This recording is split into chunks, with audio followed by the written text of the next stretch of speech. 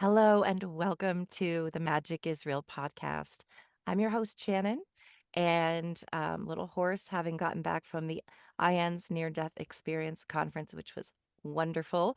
Today, I am so honored to have with me Cassandra Bauer. I will tell you why I have Cassandra here in a moment.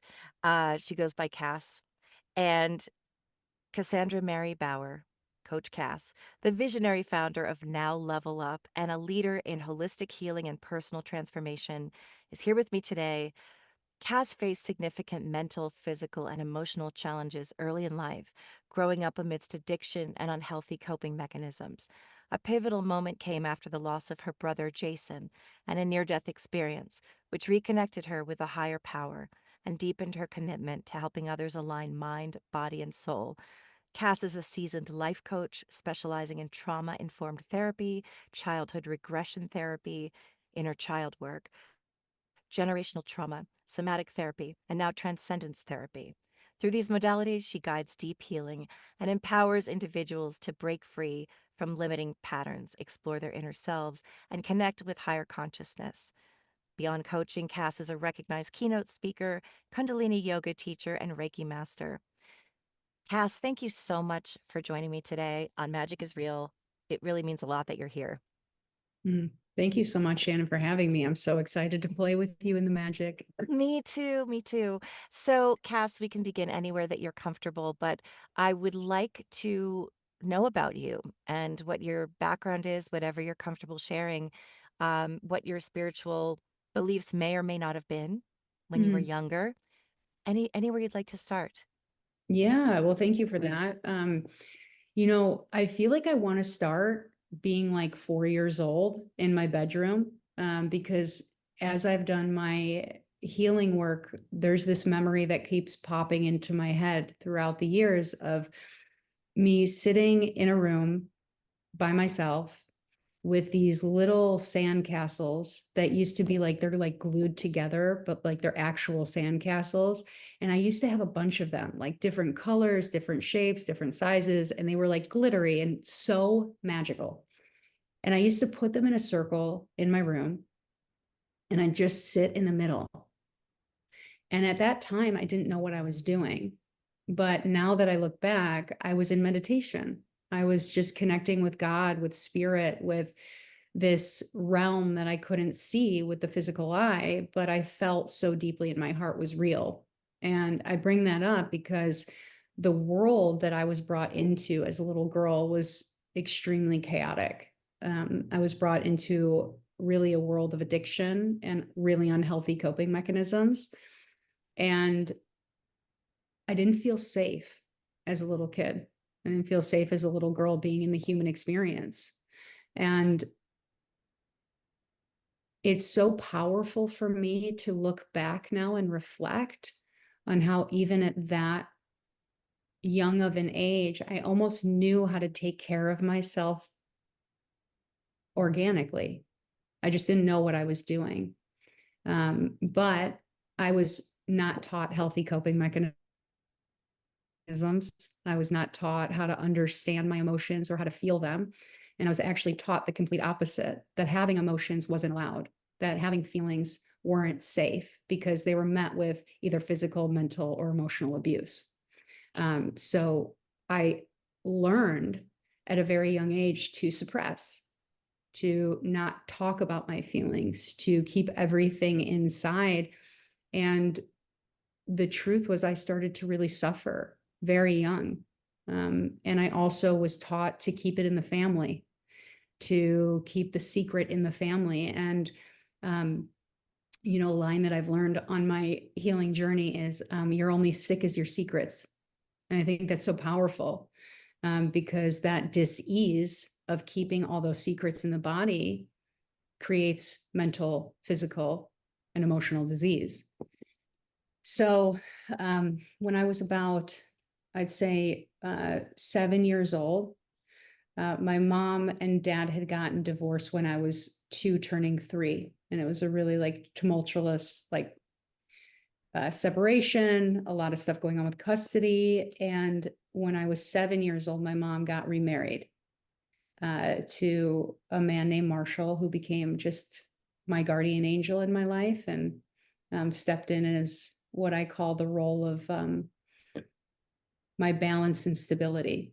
He was the first thing in my life that like allowed me to be myself, to whatever degree I knew how. And when I was just about 11 years old, we had moved from the location that I had lived at before.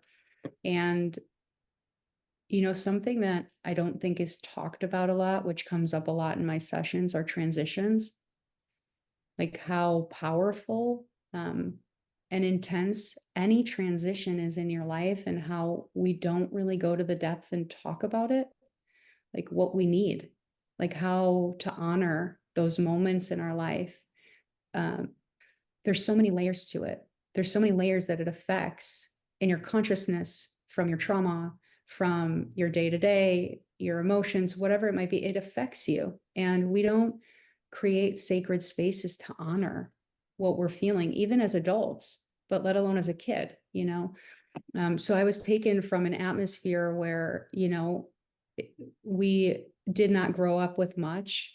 You know, we lived in a 2-bedroom apartment, 3 of us on top of each other. You know, there was a lot of stuff. And then when my mom got remarried, we moved into a wealthier neighborhood, a different school system, different ethnicities. And I felt so alone. I felt even more alone than I had before. And I remember when we got there, we moved into this big, beautiful house that from the exterior, you'd be like, oh my God, you know, like who lives there? This is so beautiful. There's a gate around it, you know, like there must be so much abundance when you go through that gate. And my truth was, it was the complete opposite. It felt like a prison. And I felt further away from my parents when we moved into that place than I felt before that. And so I'm 11 years old. I'm suffering. I don't know how to share, understand, express my emotions. And I was, you know, this little girl who just wanted to spread love and make people laugh and almost take them out of their own pain. And I was that kid who would stand up and tell jokes and love everybody and sit with everybody. And just, I was very charismatic, even since I was a little kid. And I remember the school system had sat my mom down and said that I needed to be tested. And they ended up diagnosing me with ADHD, ADD, and a learning disability, which now looking back, I feel was a complete misdiagnosis, because all I really wanted was someone to see me and to love me. And instead, I felt suppressed and like I was being asked to silence myself, but not even my voice, but like my soul. And, you know, the intricacy is something that I wanted to talk to you about, was like being put on this medication. I'm 11 years old. And all I know is that my mom, who I'm honestly like just completely trauma bonded to, right, is the one distributing the drug. And as I've gotten older and done my, you know, my healing work and self-discovery and diving into these layers of myself, I'm like, whoa, I have so much compassion for that little girl who just wanted attention from her mom. And the only way to get it was to stand up and ask for my pill. So, like, when I think about it, it's so heartbreaking because it's all I knew. Right. And I wanted to highlight that while you and I talk, was because, you know, as my story goes on, it's like, that's the root, right? The root is me not knowing how to understand my feelings, me not knowing how to cope, me not knowing or having language around what I'm feeling, or having a safe place to express them or feel them. And no systems in my life, through school, through extracurricular activities, through anything, where I could get that extra support, right? So fast forward now, I get into high school. and the role changes to me distributing it to myself. So there's not that connection anymore with my mom, right?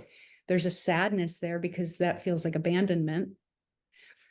And then I'm in school being that same charismatic girl, loving everybody, having fun, enjoying.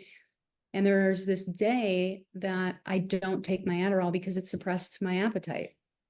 And I remember so vividly, I'm in science class, I'm just being myself, I'm laughing, I'm enjoying, I'm playing, um, and I heard my name being called.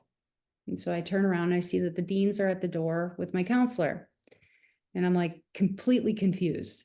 So I go out into the hall and basically, in short, I'm asked if I'm on drugs.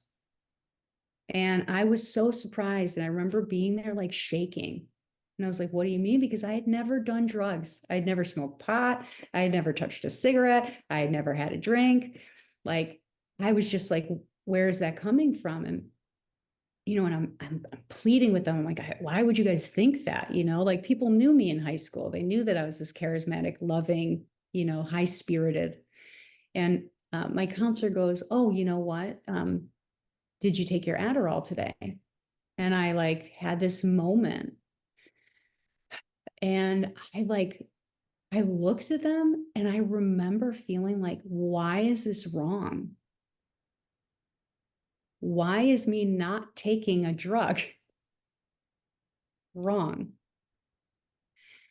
And in that moment, something was shifting in me, almost like a knowing. And I said, I didn't take it today. I wanted to eat. And they all looked at each other like, oh, like they literally all looked around at each other like, oh, that it makes sense. She's not on her Adderall. And so they send me down to the nurse after I'm honest and I tell them the truth. The nurse sits me down, makes me pee in a cup to test me that I'm not high. They see that I'm sober, and they call my mom on the phone and they tell my mom that they pulled me out of class. I didn't take my Adderall, and that they will be distributing the drug to me and that I'm not actually allowed to come to school unless I take my Adderall. Wow. Yeah. So that day, when my mom picked me up, it really was such a crucial point in my story because I remember going home. I remember the car ride home. I remember getting into the house. I remember walking upstairs, closing the door, grabbing my pillow, and literally saying, no one in this human experience wants me to be me. My parents don't, they're in a new marriage, they're consumed in their own lives. They don't see me. School system, a place where I spend most of my time, where I feel like I can be myself, doesn't want me to be me. And so in that moment, I literally said to myself, if no one wants me to be me, then I'm just going to check out. And that moment was what led me down a 15-year pill addiction. And the reason why I brought up that moment of like when my mom distributed it to me, because that was like a point of connection. It wasn't almost a conscious choice. It was a conditioning of this is how I get love. This is how I get attention. And I really hone in on that because as somebody who has played the character of an addict in her life, I see addiction in a totally different way now. And when I work with people, that's really important to be explained because we identify with things that we've done, but it's not who we are. And we can make those changes to shift characters in our story and in our fairy tale. Yeah. Thank you for bringing that up. I'm in recovery as well for Yeah. addiction and writing a book about it because I Oh, want to help other addicts. mm, And it's absolutely possible. I always tell people if I can do it, it's a testament to the fact that recovery is possible. One of my therapists told me I was the sickest sex and love addict he'd ever seen. And wow. you wouldn't know it. You wouldn't know it now. Yeah. But also, I did want to speak to the Adderall and the ADHD thing, which has been on my mind a little. So I'd love to hear your Yeah. thoughts, and then we'll continue on. Is that I have recently had a lot of my girlfriends uh, who've been diagnosed with ADHD, and they've all kind of said, "I think you might have it too." And I'm starting to look at all the signs and go, "I think I do too." Although I think it's acquired. I Mm, feel like it might be acquired from just phones, from multitasking, from the pace of society. But looking back, I might have had it as a child because mhm, women exhibit it differently. So it shows mhm. up differently in women. I'm not hyperactive Yeah. and I can listen for that's why I love doing a podcast. I want to hear all your Yeah. stories. But what I have this theory, and again, this is not medical. This is not, I'm not saying that ADHD is not troublesome for some people and really distracts them from relationships and connection. And if that's the case and it's causing distress, great. I Yeah. haven't gotten diagnosed because I'm not planning to take any drugs for it Yeah. because I'm noticing that all of my friends who've been diagnosed, including myself who have not been diagnosed, we're creatives. So we're actors, we're musicians, we're artists. Mhm. So is it really a disorder? And I'm sure, and I know there are extreme cases of it where it really is very difficult for people. And I know that it's a real thing. But also, I think that we just have creative brains. We think outside the box and we're being asked to be inside a box and work a corporate structure. And uh, when I was in school in the 80s, as a kid, it was just very regimented and Yeah. there wasn't room. So I do think that it's not that there's something wrong with us or it's a disorder as much as we just don't fit into the way that society wants us to uh, perform. And I'd love Yes. to hear your thoughts about that. Yeah, first of all, I just want to say like thank you so much for sharing that and what a powerful mirror you are of just permission of just even speaking to what you just did and congratulations because Thank I you. do know the strength and courage and bravery it takes to shift and heal those characters and understand them and love them back to the present moment. So, Thank you. yeah.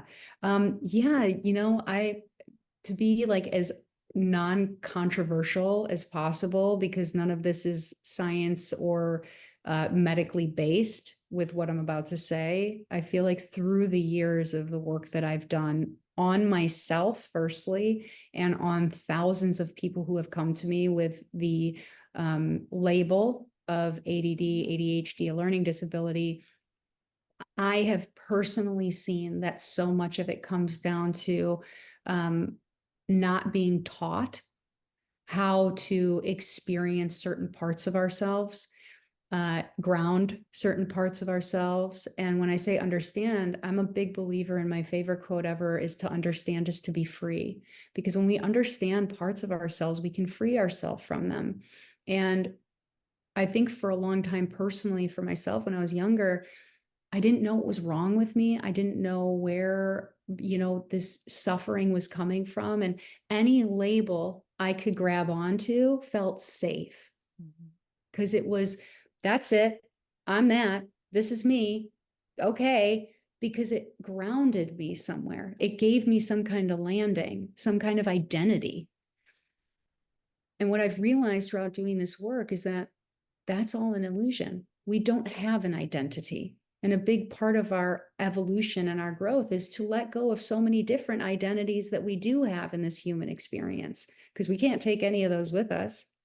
And really, they pigeonhole us a lot, right? Like, I'm not just Coach Cass.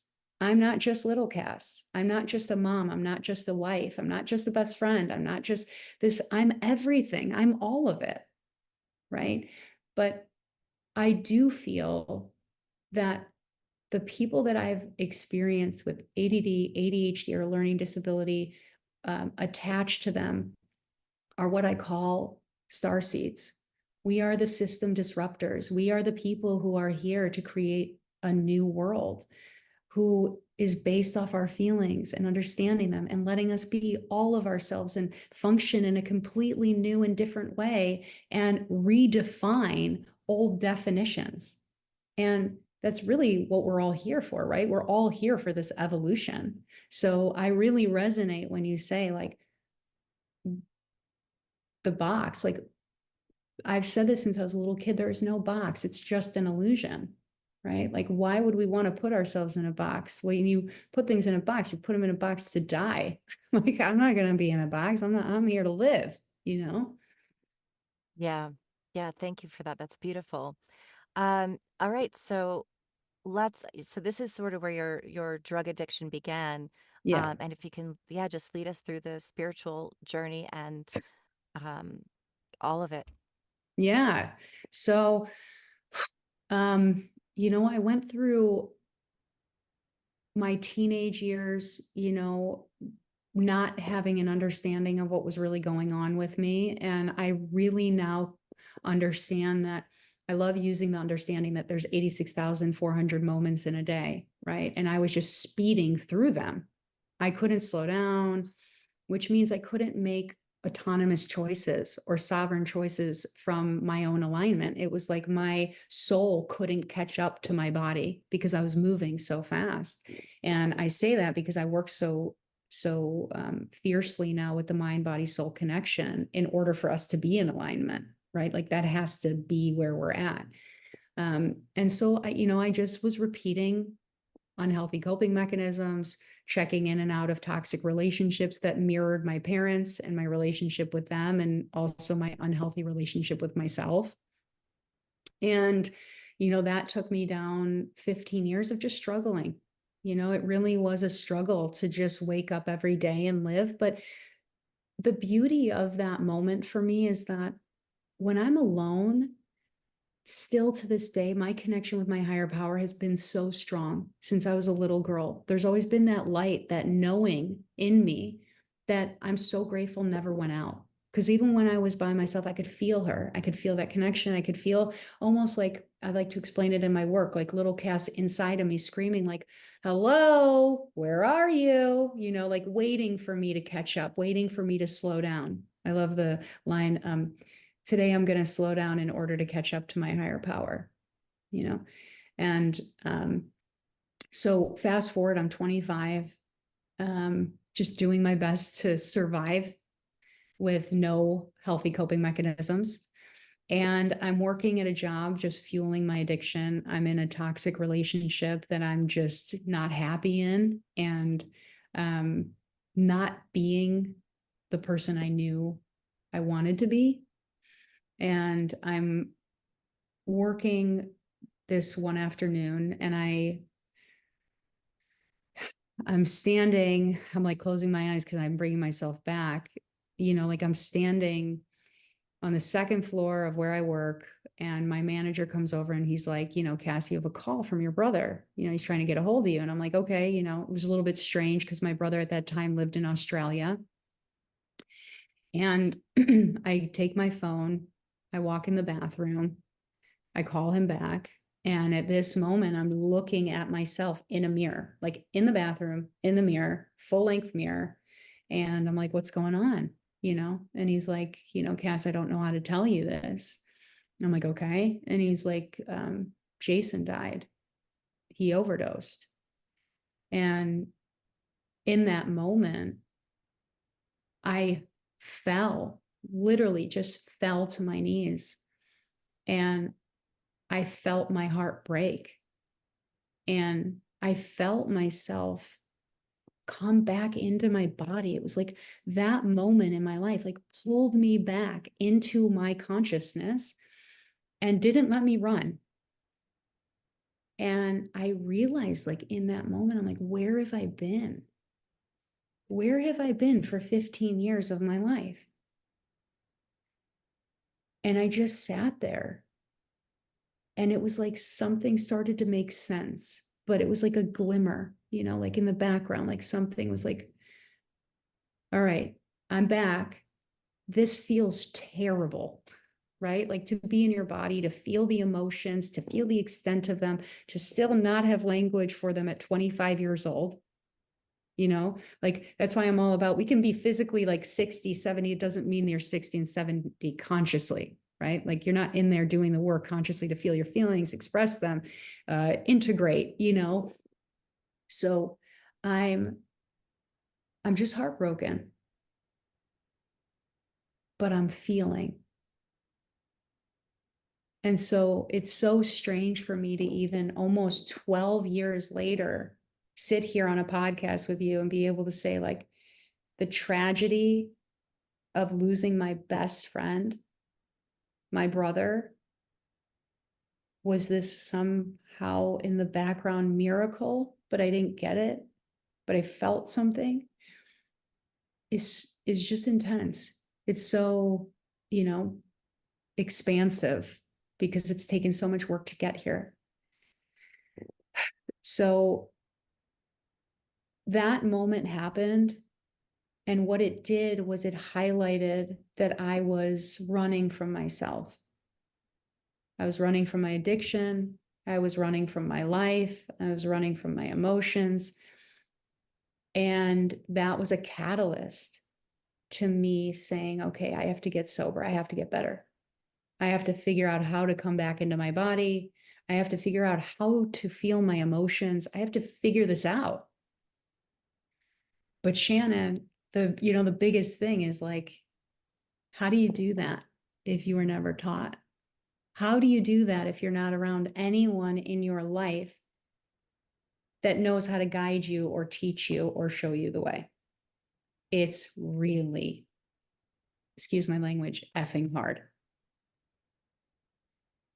And when you come from a family that doesn't encourage you or show you how to ask for help, I've done everything by myself in that way. I was way too scared to ever ask for help. That's been a huge part of my own evolution also, was to say, like, I need help. Now I'm the biggest, but if I need help, I'm going to say it real quick. But I'm sitting there knowing this. So my first step was sobriety. I'm like, how do I get sober? Okay. I ended up locking myself in my apartment for 3 weeks, doing it on my own, which if you're watching this, do not recommend because it was absolute hell. And the 3 weeks that I went through that, I would not wish upon anybody to not have anybody next to them, which now I know I wasn't alone. But at that point, I felt alone. So I go through this moment of sobriety. I get sober off pills. Okay. Because that was my main addiction. I was very addicted to pills. I get sober. But the biggest reality of this is you can't heal the same place you got sick. Right. So I go right back into the life that was housing my addiction. Unhealthy people around me, unhealthy atmosphere, people asking me, hey, you want this? Hey, you want that? Hey, you want this? You want a drink? You want that? Every day that I would drive to work, I would picture myself in a hospital bed.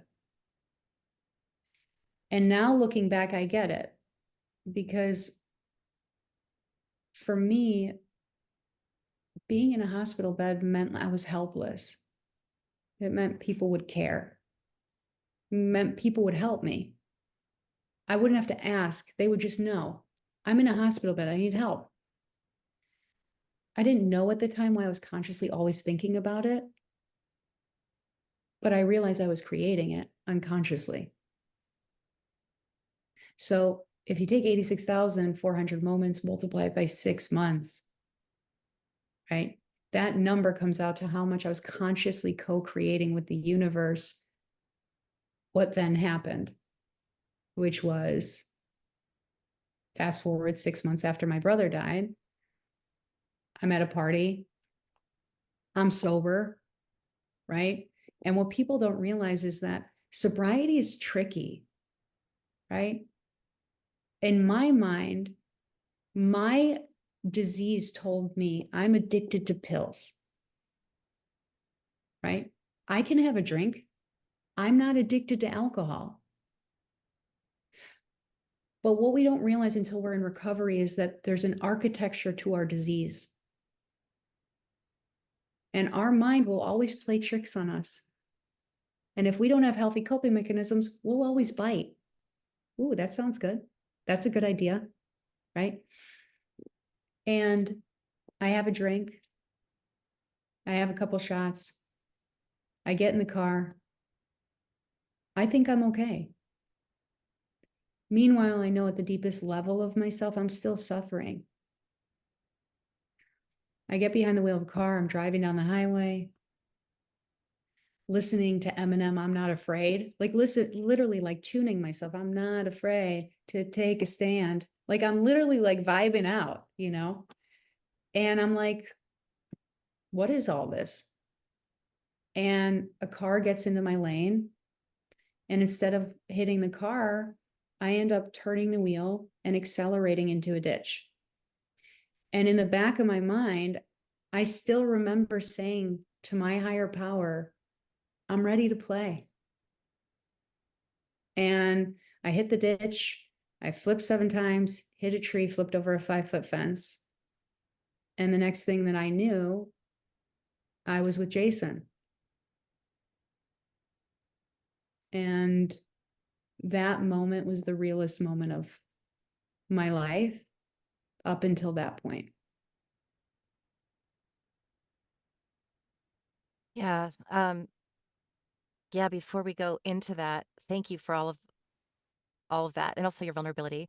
And again, um, I think that's so interesting because a lot of people think that if I just stop the alcohol or I stop the sex or I stop whatever it is, I'm healed. Mhm. It's about healing the reasons why you are acting out, using. And I've seen a lot of alcoholics, for example, say, well, I just won't drink on Tuesdays. I just won't drink on the weekend. And but they're still too afraid to go into the therapy and to have to look at the feelings that they're masking, that they're hiding from, Yeah. all of us. And because that's the hard stuff. That's the part that's difficult to really look at and when you don't have the tools, you don't know how to heal them. You don't know what's wrong. You just Mhm. know I feel all these feelings and there's nothing wrong with feeling feelings. It's in the escaping from them that we tend to turn to something to make outside of ourselves to soothe ourselves. Yeah. Yeah, 100%. I mean, I think that's like the hardest thing about healing for myself in this world is the lack of depth. Like, I feel like as humans, we see so much surface. And the reason why I created Now Level Up, because it's all about the dive. It's all about the depth. It's all about playing in the magic of the depth of our inner world and looking forward to what we find and exploring in all those different realms of what we find and knowing that we can change it and we can shift it. Because any client I've worked with, any quote unquote, I don't like to name people addicts, but people who have struggled with addiction, right? Like, the root of it is not understanding why we needed it in the first place, like what that all was about. And that's why I love, like, to understand is to be free, because if we can understand why we keep going to it, we can free ourselves. So that awakening for me was like, I was so thirsty to understand. I was so thirsty to understand because I wanted so badly to be free of it. That Right. makes sense. Yeah, absolutely. Yeah. Yeah. I'm just staring at you because I'm seeing your aura really, really brightly. Yeah. I swear it's coming back from the conference. I'm now seeing lights around people and yours is glowing Mm, very brightly right now. So, and it's beautiful. thank you So so much. yeah, it's really, it's incredible. So you roll over, what is happening? What are you experiencing as your body is going through this car accident? Yeah. So, um, the first initial like hit, I remember seeing my hands. Like, I remember the jolt. And I have let go, let God now on my hands. And a lot of people ask me why. And it's like, because that's the moment I actually let go of my life, that I understood it wasn't my will, it was God's will, the God of my own understanding, my higher power. And I remember the first initial couple rolls and jolts of my body. And then all I felt was bliss, light. I felt like I feel now. And that's my truth. It's taken me a long time to get back to that feeling, and I'll go into that further. But it felt like all the emotions I had swallowed, all the moments I had suppressed, all the things I had went through that I didn't know how to process was just gone. And I was light. And I'm looking at my brother. Everything's white, so angelic. And I'm looking at him, and he's literally wearing the same white gown that he was wearing when I like said goodbye to him before the funeral, because you have to see them before they're put in the casket. And he's just staring at me, with his big, beautiful face and his gorgeous green eyes and his sweet dimples. And he's like, you're not alone, Cass. But you are to create a channel to allow everyone else to know that they're not alone. But you have to remember that you're not alone. And that was the key. You have to remember you're not alone. And it's really been up until very recently till I understood the depth of what that really meant and why that was like the key to my healing, which I'll go into, with you as we move further along. But after that moment, when I came back into this physical reality, the ironic part about it was I woke up alone. Like I was in the hospital bed alone. You know what I mean? Like I'm I'm sitting there in the bed looking around with this like complete awakening and download and experience, but I'm told I'm not alone, but I'm alone, like physically. And it was like such a trippy parallel for me. But I'm sitting there and I have this moment where I'm like, okay, like this character that I've been playing of this addict, of this woman girl at the time that didn't know how to express her emotions, who didn't know how to feel, who was just surviving the best that she could. Like, I don't play that character well. Like, obviously, like that didn't go the way I planned, like, and I can't keep going that way. Like, it just felt like I kept hitting a wall, like something wasn't working. So I sat in the hospital bed and I literally said to myself,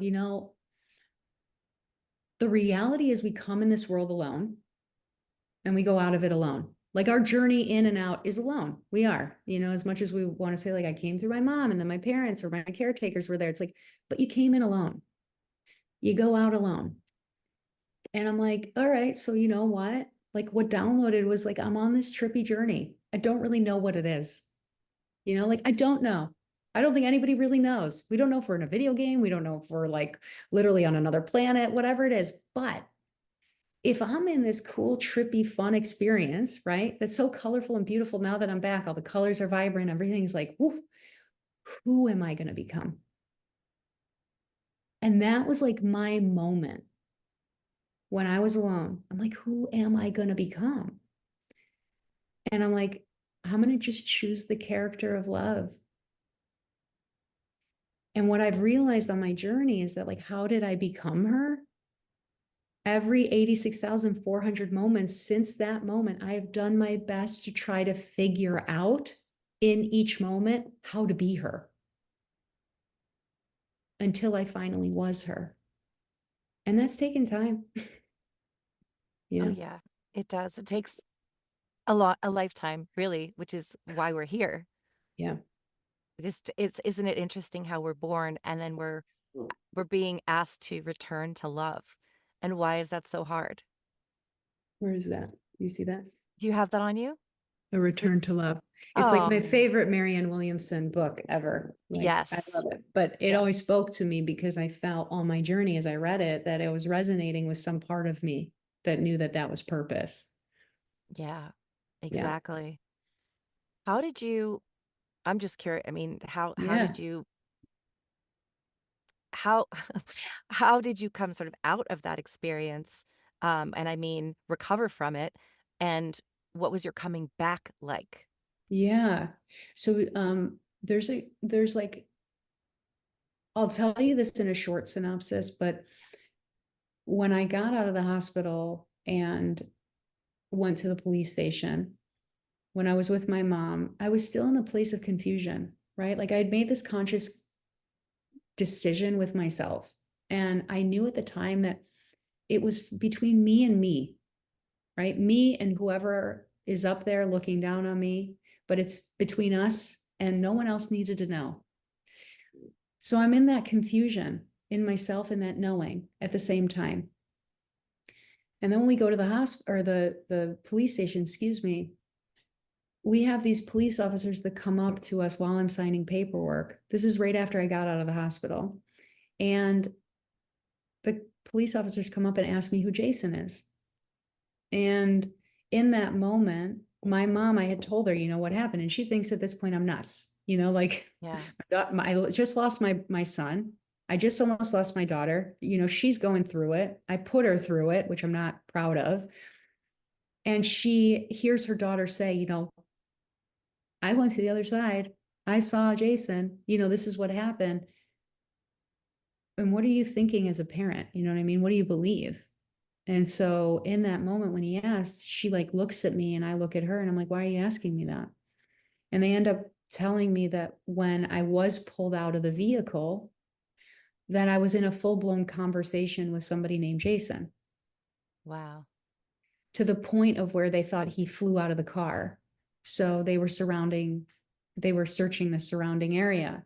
So in that moment, I saw that my mom was like, ooh, okay, something's going on. And then from there, which you'll love because it ties into where you were this past weekend, I am at Whole Foods in our neighborhood. I have a bandage around my head with like my winter hat cap on, hiding my bruises. And this woman just starts talking to my mom in the produce aisle out of nowhere. Like it was literally like magnetic. And I'm watching the whole thing and I'm like, what is happening? Like I could feel energy differently. I was seeing shapes and movement, and the world was just different to me.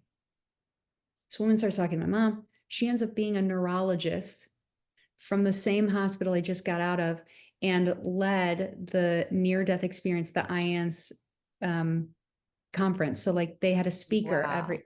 so she's like, you tipped over to the other side. And in that moment, I tweaked. I did. I was like, I don't understand. What are you telling me? It was like too much for me to download at the time.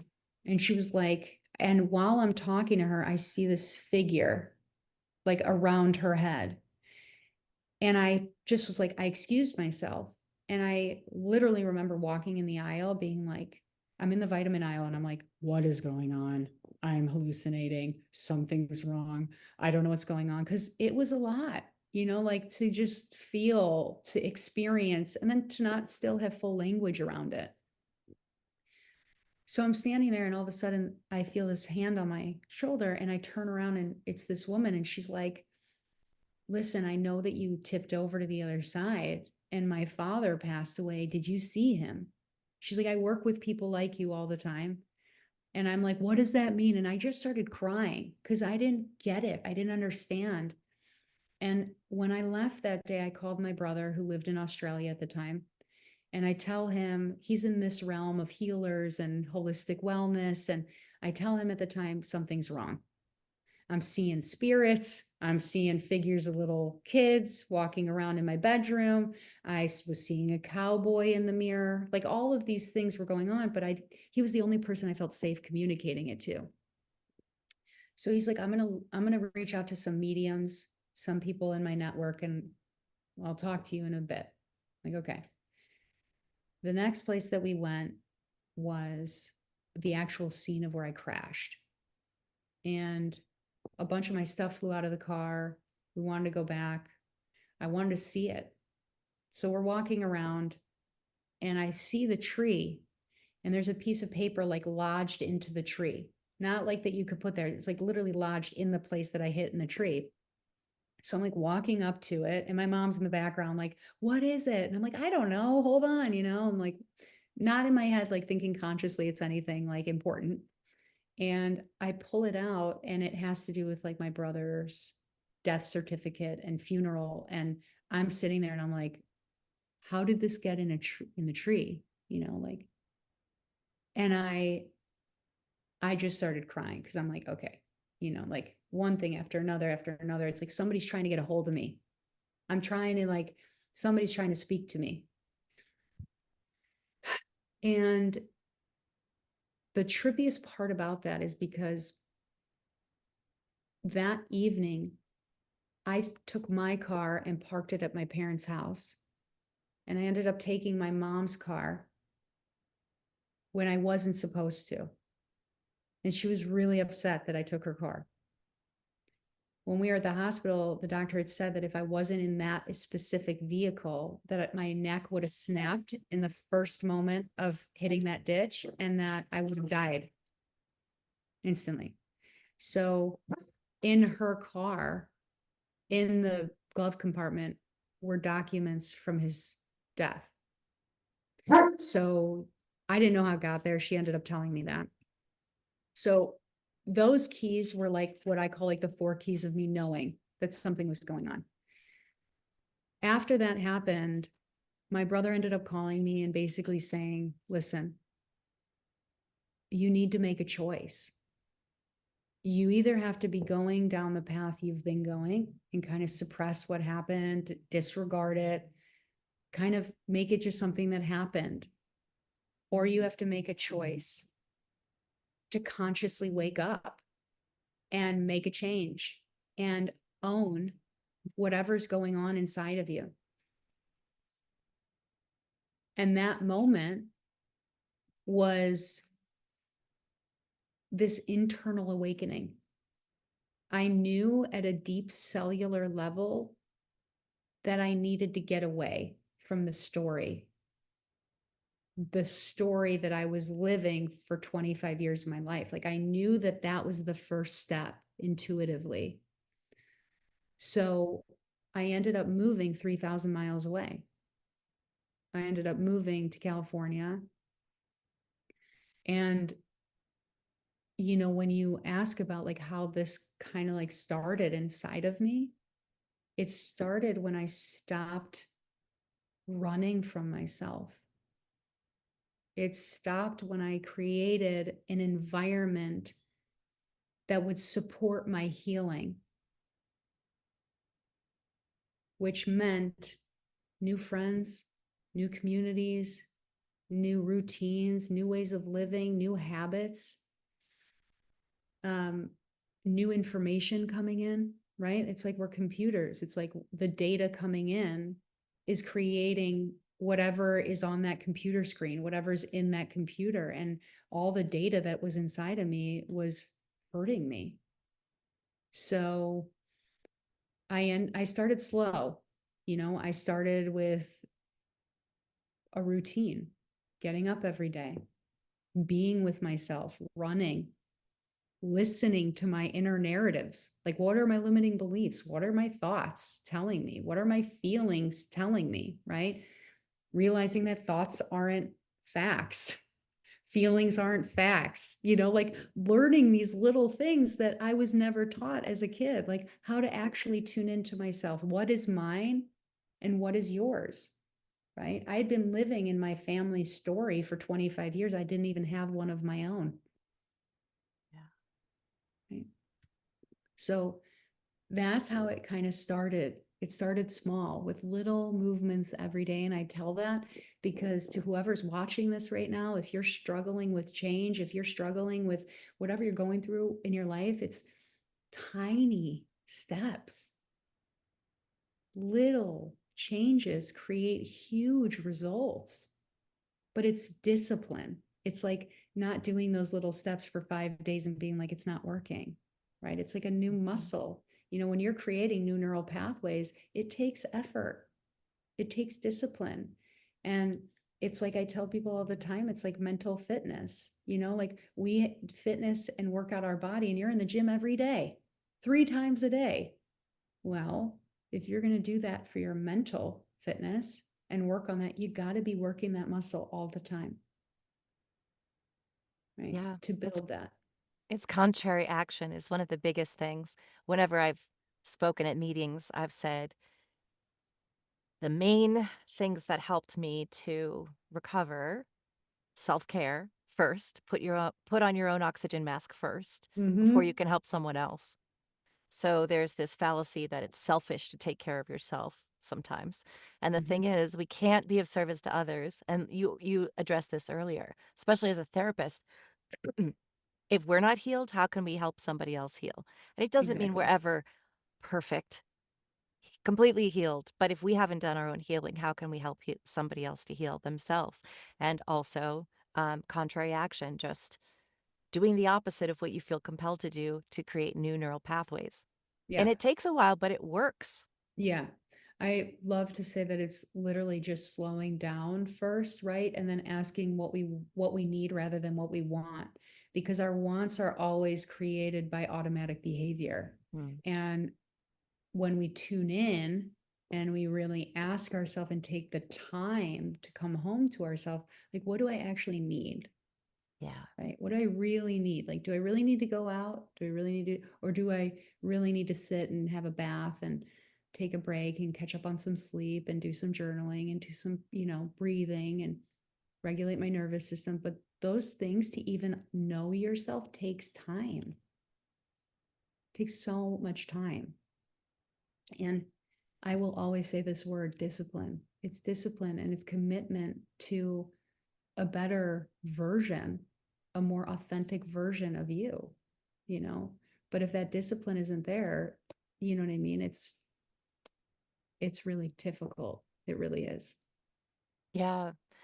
Before you had your near death experience, were you a spiritual person? Did you believe in the quote unquote other side? Yeah, actually, I'm really glad that you said that because um my mom, my mom has always been this really lovely woman that believed in angels. Like, I remember being a little kid and there were angels all around our house and stuff. And so I like grew up in that essence.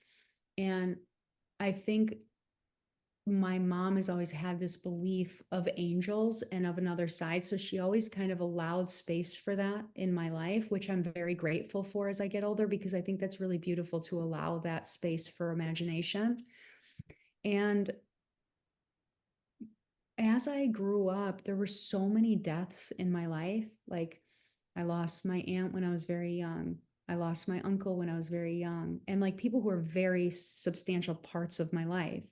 And I lost my grandma when I was young. And I started to really dive into meditation when I was about 15. I've been on that path for quite a long time. Like, I started going to meditation and yoga when I was 16 years old because I just loved being in silence. Like, I loved, because my life was so chaotic and I was on drugs, like that was kind of like a weird safe space internally for me at that time, but I didn't integrate it, if that makes sense. Like, it was just kind of a safe place for me to go. But now I'm very deeply into the space of like integrating where you go and integrating that deeper into your life. But um, there was this moment in when I was in college where there was a really intense accident that I was at, and our friend passed away. And it was a really big moment in our town. It really shook a lot of people up. And there were a lot of really interesting deaths happening that we were all kind of connected to. And one of my friends who passed away in college, they were actually at my dorm room a week before they died. And it was super trippy. They had to come into my dorm room, you needed like a name tag. And he was a cigarette smoker. And so he was like, I want to go downstairs and I want to smoke a cigarette. So I get a call from the security guard being like, they don't have their name tag and you needed a name tag to get back up to my room. And I'm like, where did your name tag go from the time you were upstairs to down there? Like, how did you lose it? And so meanwhile, like fast forward a few days after he died, I'm back in my dorm room. I'm struggling, really, really struggling with this death and not knowing how to feel my emotions. And I'm sitting at my desk and I'm holding onto my chair, shaking. And I'm like, what is that? And I go like this and I take it out and it's his name tag stuck under my seat. And I just bawled. And that moment is when I really dove into Buddhism and mantra and understanding the other side and spirituality at a different level. And so I started diving into spirituality when I was about 16, 17. And I learned the mantra Mani Padme Hum, and that was actually my first tattoo. And now I'm like, covered. But when people ask me, I'm like, that was actually my transition into spirituality and into like connecting that there's something, but I didn't know what. I didn't know how to access it fully. I just knew that there was more, if that makes sense. Yeah, and when you said that you didn't know how to access it fully, I guess my question is, how can we access it fully? Yeah, great question. So for me, my personal belief in myself and like the world that I create now, and there's been so many steps to get here, but also you're in program, you understand the language of a higher power, right? So to connect with my higher power means I'm always taking care of myself. And when you spoke earlier about being selfish, and we are taught in this world that certain things are selfish, but I and my personal belief is that we are here to disrupt that system. We have to take care of ourselves. That is like literally what I feel is the biggest thing that has derailed us for decades is women not being able to take care of themselves, divorce, men not honoring themselves, being put in this stigma of caretaker, of the provider, of not having feelings, of not being able to express themselves. All these things come down to a root of self-love, of when we're self-loving in a self-love practice, we are always honoring ourselves. When we honor ourselves, we're always trying to find our own alignment. When we're in that alignment and we're in our center, we are connected to our higher power. We're able to access that infinite feeling all the time if we really choose for it, if we want to. And a big part, which I'll say the first step is why I develop now Level Up, is because in order to do that, we have to learn how to be here right now. We have to actually learn, and that's harder than I can literally say that to someone, but I know all the steps it takes to actually be present in your body and not dissociate and not run and not numb and not escape and not hide, because that is literally the foundation that all of this was built on, was me escaping, running, numbing, dissociating, all the ways out of the human experience I'm so good at. Now I won't do any of it. I want to be here now. I want to feel my life while I'm in it, the abundance of it. And when you're here, I always tell people, you'd be surprised at all the signs that are here in every moment. And I like laugh at some of my clients. They'll be like, oh my God, Cass, like literally, they're like, Cass, oh my God, the signs and the angel numbers and the this and the that. And I'm like, it's like we ask for a sign and we get it and then we doubt it. We're like, okay, but wait, okay. Like, so listen, so I asked you for a sign and you literally wrote on a bus, like, I'm right here. And then you doubt it and you're like to the universe and your higher power. Okay, well, that wasn't clear enough. Give me Right. another sign, right? We don't trust that we're actually in our center, that we're there, that miracles are happening, that we're in the magic. We doubt it Yeah. so much instead of Yes. just surrendering and falling into it. That's why I had to tattoo trust on my wrist, so I remind myself. I Because love it. I'm a medium and I do it all the time. This and not at the risk of sounding like back at band camp, but at the IONS conference, everyone was talking about the synchronicities that were happening, and they Yeah. were wild, amplified because everyone was open.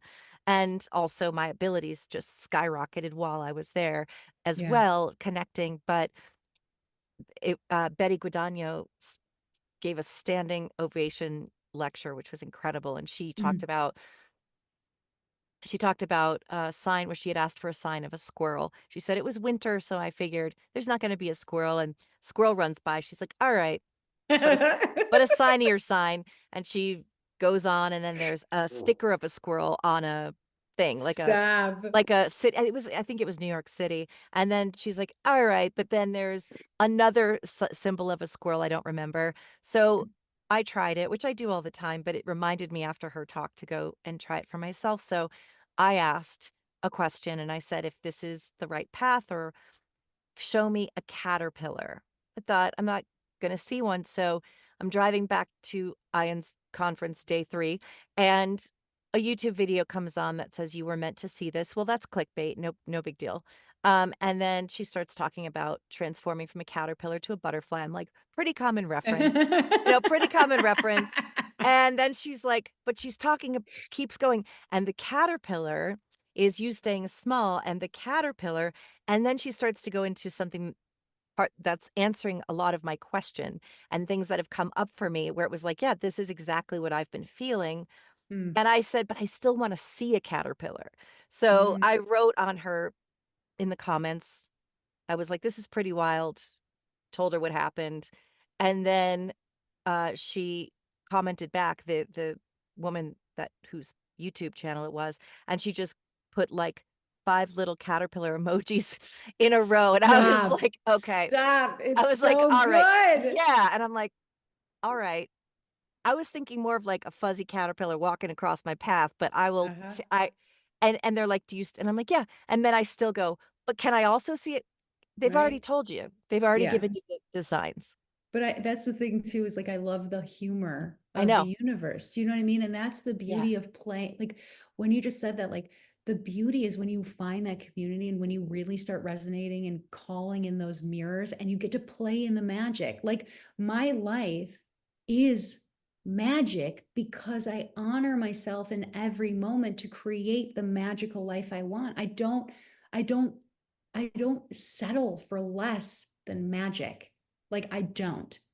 And I get to say this to you, but the beauty is when I started on this path that I really started to like break out and really just be myself and really into magic. I remember people would be like, "Oh, are you like into like black magic or like white magic?" And I remember being like having the funnest conversations with people because I was like so in a healthy way naive to like, what do you mean? Like magic to me is me accepting God is in control.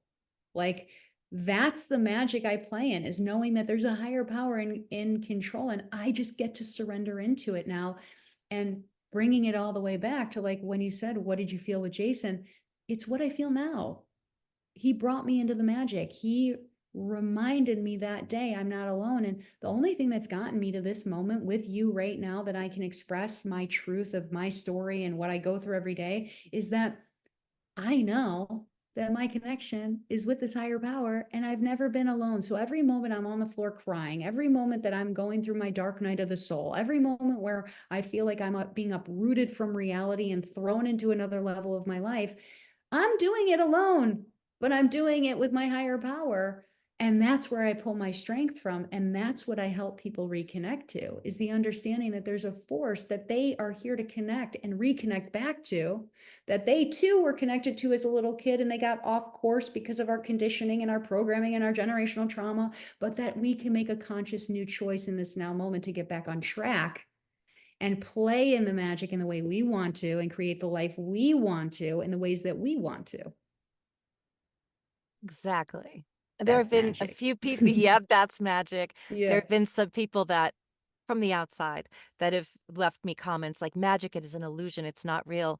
That's not what I mean, guys. I'm not talking about smoke and mirrors. I'm talking about magic, the feeling of magic, the feeling of anything's possible, the feeling of Yeah. there's something greater than us, the feeling that this isn't all there is, and if you look for it, at the risk of sounding like a Pollyanna, you will see magic Mhm. in the little things in your daily life.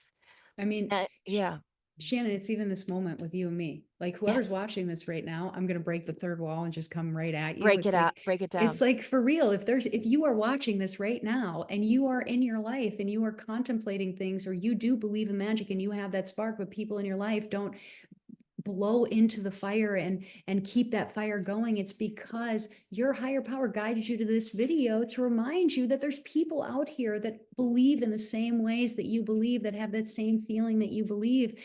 And this is what New Earth is about. It's about being perfect mirrors for each other to get us into alignment so we can build that new Earth from aligned places, not broken, corrupt, fragmented systems, but from aligned systems. Amen to that. And so for you and your purpose, Shannon, like F yes to you, like a big one, because I found you, you found me at a certain time, and this is what we need in the world. And I stepped into this container with you because I believe that. And I believe in the power of intention and intentionally creating. And the name of your podcast, the name of what you represent to me is truth. So I stepped in and I said, yes. That's beautiful.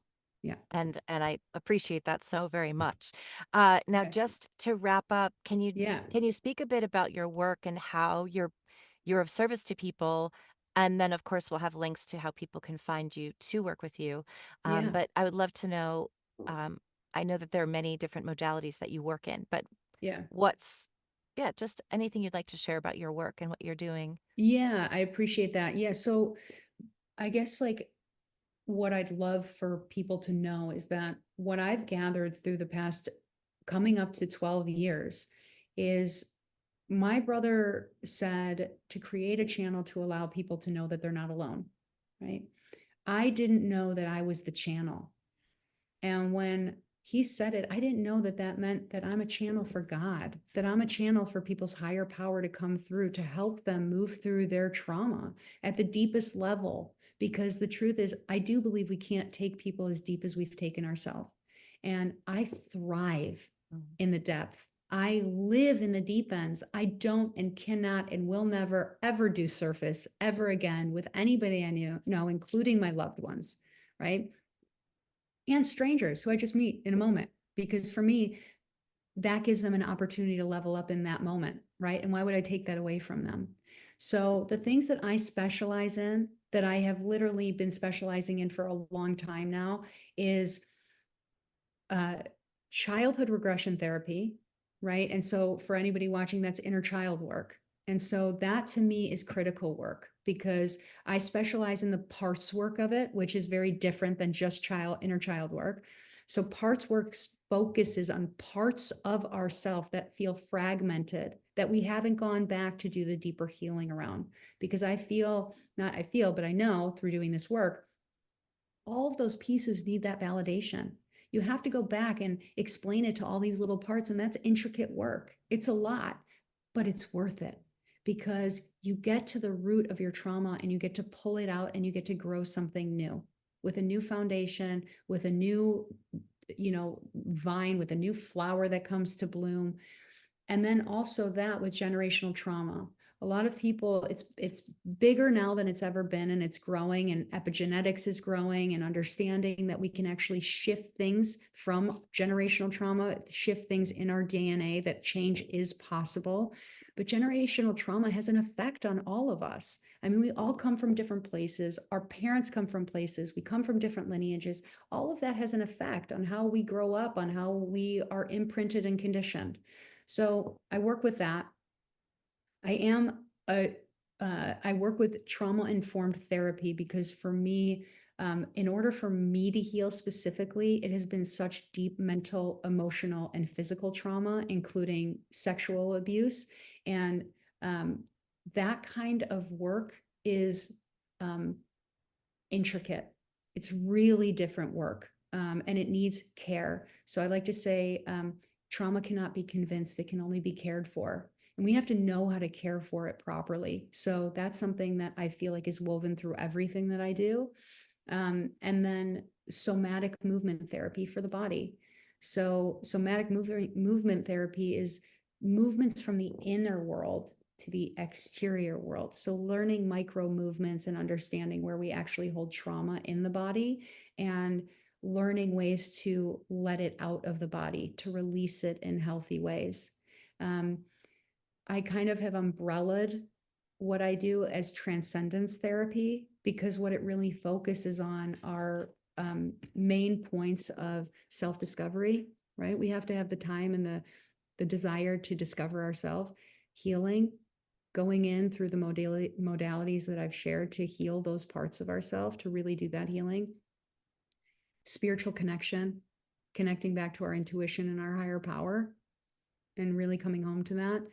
Mindfulness and presence, we can't do it unless we're here. That's impossible to actually do the work. And empowerment of like understanding the authority of being a soul in a human body. And when we really learn that, when we really integrate it, we are limitless. We are truly limitless with the way that we create, because this world has no hold on us anymore, because we understand we're not of this world. We're playing in the world. So with all of that, you know, there's other things that I've done and there's other things that I do, being a Reiki master, a yoga teacher, all of these things. But at the end of the day, I'm really just a space holder for transformation, like radical transformation, though, to take people to like their real next level of their life. And then with any links or anything that, you know, I'll give that to you. You could put it somewhere on this video. And then I just want to also say that the most beautiful thing that I've created too is a children's book. That's something that I just hold very dear to my heart, which more are coming, but it's called I Am Magic. And I did it because I feel like start them young, you know, show up for our kids, these future generations. My little girl, watching her read this and empower herself, it's a children's mantra book, you know, and to watch her say, like, I love myself, I am capable, you know, to start that kind of programming and conditioning and imprinting at a young age in a conscious way is so powerful. And really, at the end of the day, it's like, what are we here for? You know, what are we here to leave this world with? And that for me is like, if I could shift one little kid, you know, to not have to deal with the things I dealt with, I've done my job. Yes. That Yeah. is wonderful. I'm going to keep that in mind as a gift. So I'm glad you mentioned it. Thank you. Um, Thank you so much, Cassandra Bauer, for being here with me today. Yeah. Such an Thank you. honor. Just really resonate with you as a human, but also resonating with everything that you shared. And I know that my audience will definitely find so many nuggets of wisdom. And so just thank you for showing up and saying yes. Thank you. You know, can I say one more thing? Please. Yeah, you know, I would love to like take the opportunity to say this to anybody who's watching. I think one of the biggest things I struggle with in this world is like how this world is built, you know, through even like marketing and getting clients and, you know, like coaxing and, you know, like it's hard to be in a sovereign place and want people to make a sovereign decision, you know, from their own alignment. And something that I have on my website and on my Instagram and on my things is a link for a free discovery call. And a lot of people don't realize that it's a place to not be coaxed into working with me or the program. It's literally a place where I get to hold space for whatever you're going through. Whether we work together or not, that's not my intention. My intention for people is to not feel alone. And that's why I opened it in a space for people to check into, is because I understand that money is a really fickle thing in this world.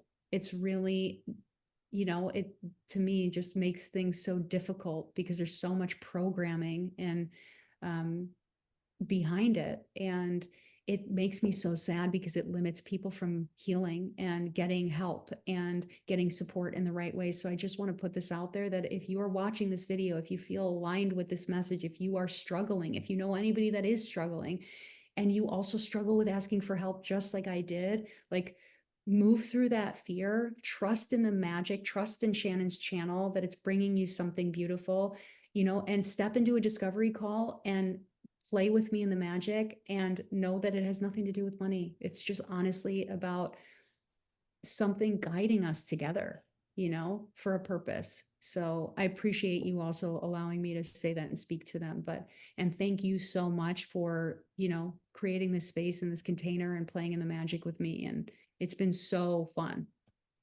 Likewise, Cass. Thank you so much.